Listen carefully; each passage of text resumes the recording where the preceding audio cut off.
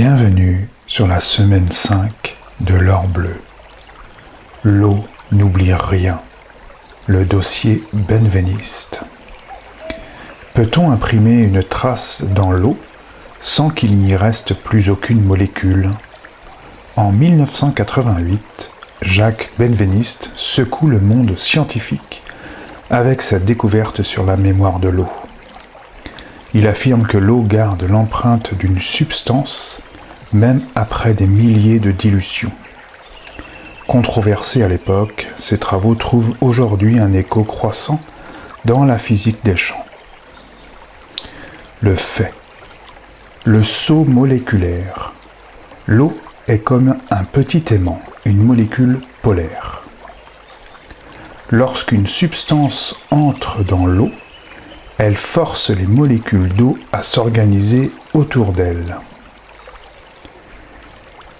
Même si l'on retire la substance, la forme du réseau persiste. C'est comme retirer un tampon encreur d'une feuille de papier.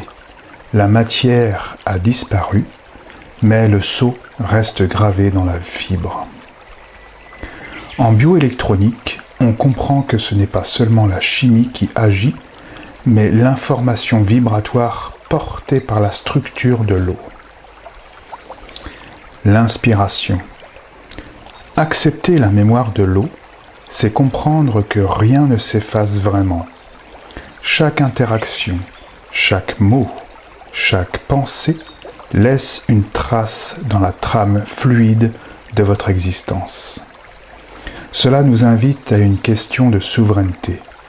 Quelle information choisissez-vous de graver dans votre eau intérieure aujourd'hui ? L'action. Informez votre eau durant la nuit. La semaine dernière, vous avez expérimenté le son comme vecteur d'information. Cette semaine, nous allons plus loin.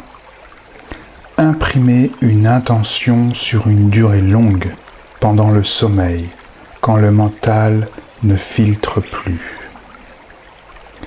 Testez la réactivité de votre propre terrain avec une expérience simple.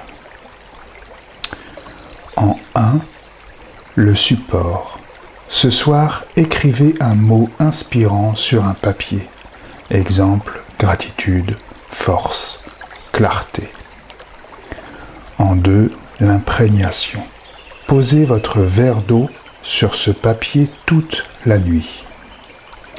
En 3, l'intégration. Buvez cette eau au réveil, en conscience. Observez simplement si votre ressenti corporel ou votre énergie change. Ce n'est pas de la magie, c'est du transfert d'informations. Ainsi s'achève la semaine 5.